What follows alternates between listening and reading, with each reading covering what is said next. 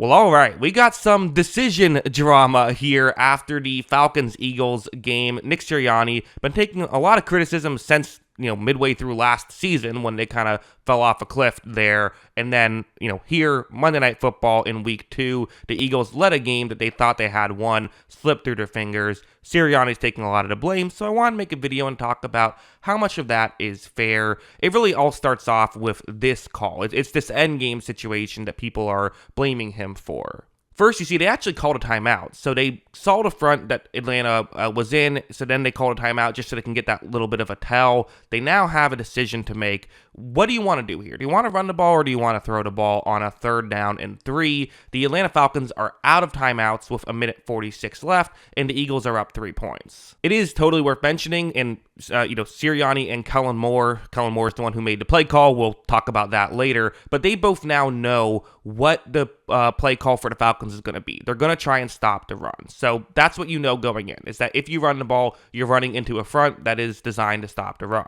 So then what are your options? Well, you can still run it through that front, right? Because there's a lot of benefits to doing that. For one, you kill 40 seconds. The Falcons have no timeouts left. You're guaranteed to be tackled in bounds unless something goes horribly wrong. Also, you could still get the first down, right? There is no guarantee that the Atlanta Falcons, make the tackle just because they're trying to stop the run, right?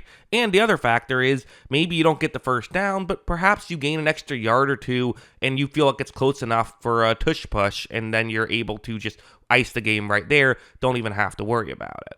Instead, the Eagles decide to go with this passing play to Saquon Barkley. Barkley drops the football. If he caught it, we're not talking about this. Everyone's just saying good job by the Eagles being 2-0. But because of this decision, it does a couple of things. They don't get closer to the first down, and they stop the clock. So now there's an extra 40 seconds on the clock for Atlanta when they start their drive. Now, Atlanta doesn't have to start their drive. Sirianni is going to elect for a field goal, but he didn't have to do that. He could have gone for it. So let's talk about this decision now. It's a 4th down and 3 at this point, 1:42 left. What do you do? Well, again, keep in mind, the Eagles are on Atlanta's 10-yard line.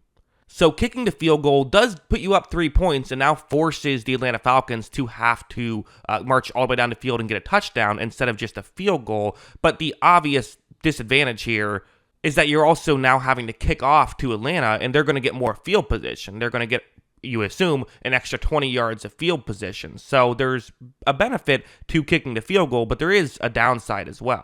If you look at the analytics, they say, and you probably guessed this, a strong recommendation to go for it right here. And the logic just makes sense, because if you look at the win percentages, if you kick the field goal, your win percentage is at 89%. But if you go for it and don't succeed, your win percentage is still at 85%. It's pretty similar, whereas, of course, if you go for it and make it, your win percentage is 100%. You nail the ball and you're good. So for a decision that analytics say is about a 50-50 of converting, going for it here probably does make sense. And this is why I think a lot of people felt like they should have just ran the ball, because you would have gotten closer to the first down marker, and then you run the ball again and probably convert at that time. Of course, Sirianni pointed out in the press conference that teams are smart enough to know that that could be happening. They're prepared for it. But even if they're prepared for it, you still can make the argument that's something they should have done. I do think it probably would have been smart to go for it here, even if you didn't gain yards on the last play. Instead, Sirianni is going to kick the extra point right here. And, so those are kind of the main decisions that people are criticizing Sirianni for. Although I have to say, there's been some people taking misleading quotes from his press conference. And so I kind of wanted to dispel those rumors a little bit. First, there was this, which is Nick Sirianni said there is a mechanism on the 3rd and 3 pass play call where if it's not wide open, Jalen Hurts sits down and takes a sack. At that point, they'd run the clock and kick the field goal.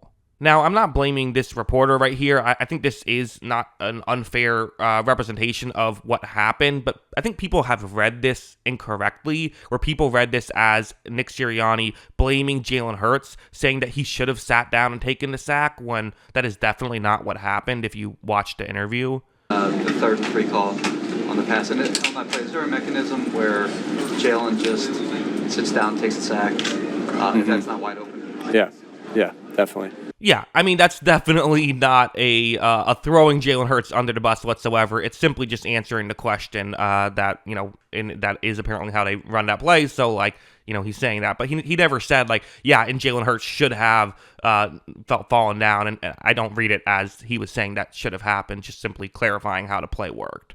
Another thing I've heard people say is that he threw Kellen Moore under the bus by specifying that Kellen Moore was the one who made the play call there, not him. What you're saying is that Sirianni in that situation wanted to make it clear, yes, Kellen Moore made that play call, not me. He said, he asked him about the decision in that situation, and he said, yeah, Kellen Moore made that call if you want to stir something up. So, like, okay, wow, that's not good, right? If you're the head coach and you're throwing your offensive coordinator under the bus. But again, if you watch the press conference... Just to clarify on the calls, though, Kellen's making, that Kellen's the offense coordinator that right? makes Kellen's offense coordinator makes the calls. Yeah, if you're trying to stir that up. Yeah, I mean, that's just not how I read that at all. I read it as, when he's saying, so if you're trying to stir something up, it's essentially him saying, if you're trying to get a headline, like for me throwing Kellen Moore under the bus, and him in doing that ended up creating that headline. But again, maybe I'm just being too charitable. I don't read this as him throwing Kellen Moore under the bus. What is he supposed to say? Is he supposed to just lie to the press? No, he's supposed to tell the truth. That is the case, but he didn't he immediately clarified after, but I'm the head coach. So I don't know. I think that stuff's a little bit silly. But going over here, to be honest, this is what I think was the biggest coaching criticism I have, which wasn't on offense or fourth down decision making, but on defense, where you have a situation, there's, a minute 20 now left in the game. Atlanta, they need to get all the way down the field with no timeouts to score a touchdown. This is a difficult situation. Like, whether you think they should have gone for it on fourth down or not gone for it on fourth down earlier or ran the ball or whatever, they're still in a really tough spot right now. But when Kirk Cousins takes the snap, he's going to look down the field and look at how far back these safeties are. I mean, when you're this far back, you're essentially taking yourself out of the play. And while I understand the logic of not wanting to give up a big play, when you go this far out, you're giving up a big play. This is 20 yards down the field now.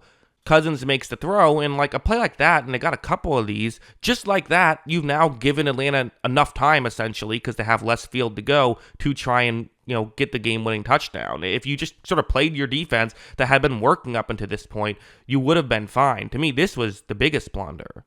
And the last main point that we have to talk about will be shown on something like this, which is, I'm going to pause it right here. This is something I saw the Eagles subreddit was upset with Sirianni about, not just taking the points up, in the red zone at the 9-yard line on a 4th down and 4, electing to go for it right here without A.J. Brown. Analytics are a bit more torn on this one. They say medium, go for it right here, which, again, I think kind of makes sense, right? Because obviously you're risking 3 points to try and score 7. Your odds of your odds of converting on a 4th and 4 are less than 50%. But there's still just enough that analytics still say it gives you a slight benefit to score here. It is better to go for it in a vacuum. But again, the way that people view analytics isn't that this is a end-all be-all. If analytics say you should go for it, you should always go for it. If analytics say you shouldn't go for it, you should never go for it, because this isn't taking into account game situation. Which, again, this is something every analytics person will tell you, is that you should look at the analytics, but not just be beholden to whatever the analytics say. In my opinion, game situation, you're playing a really good defense, you don't have your best weapon. I think it's a fair argument to make that you should kick a field goal. I think reasonable minds can differ on this, but definitely when it fails, you're going to get criticism. As you see, Hurts tried to make something happen. The initial play call also didn't work, worth mentioning. But again, I think you give credit to Atlanta, but maybe that's why you don't go for it in this situation, because Atlanta's defense is good. Although I do have to mention, if you're going to say that the issue of Sirianni is he's too aggressive, it's not like his aggressiveness never pays off. In fact, it helped them a lot more than it hurt them in this game. Going over here, and these are going to be more obvious fourth down, go for it calls, but still, they're calls that not everyone would make. I paused it right here. It's a fourth and 3. They're at the 41-yard line, so you're kind of just outside field goal range, and it's not a long fourth down. But again, I mean, we saw Antonio Pierce punt on a 4th and 1 when they were down late in the fourth quarter in this situation, right on this side of the field. Like, there are head coaches who wouldn't go for it. There's a good amount of head coaches that wouldn't go for it here.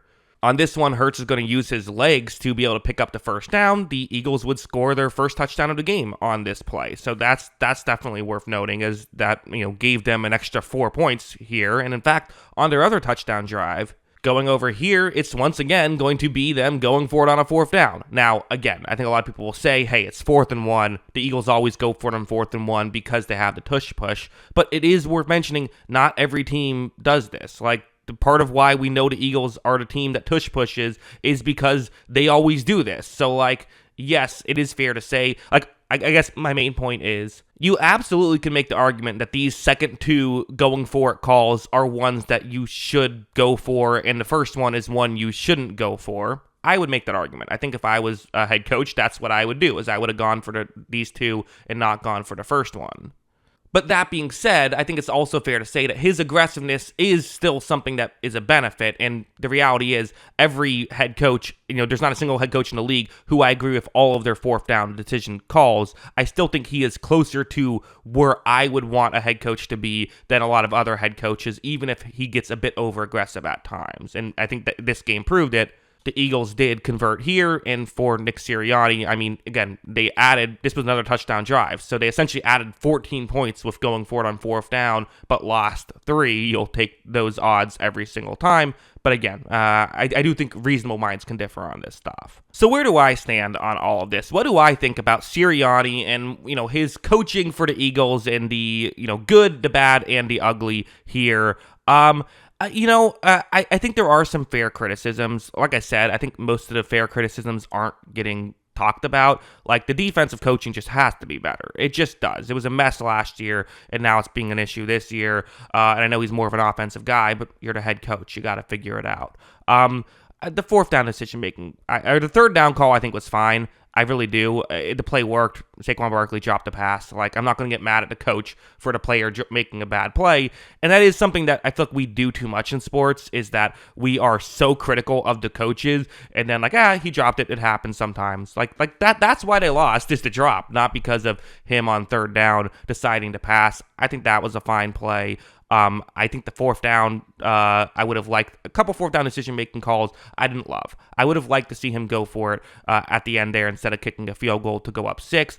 I would have liked to see him kick the field goal earlier. Again, that's coming from me, an analytics guy, so there's something there. But, there are some people saying he should be fired. They're not firing him after week 2 when you lost a very close game and then beat a team that people think is going to be a playoff team in week 1. Like, that's not happening. Definitely a disappointing loss for Sirianni. I think the fourth down decision making as a whole for Sirianni is you get more positive than negative with it. I think it's not perfect, which is what can be frustrating, but I do think you get more positive than negative with it. And I think that, the defensive coaching has to be better. And also, he didn't throw anyone under the bus. That's just, if you watch the whole press conference, no way you get the impression that he was trying to deflect blame. He took blame. That's people trying to stir stuff up, as I think he said himself in the press conference. So I have no issue with that. But I still think he has to be better as a coach. And the whole thing was, people were considering firing him last year. It's not off to a good enough start for him to have a job at the end of this year. He has to start turning it around. I think that's kind of how I view it. But yeah, those are my thoughts. What are yours? Let me know in the comments below. Always love hearing from you. And of course, as always, thanks for watching.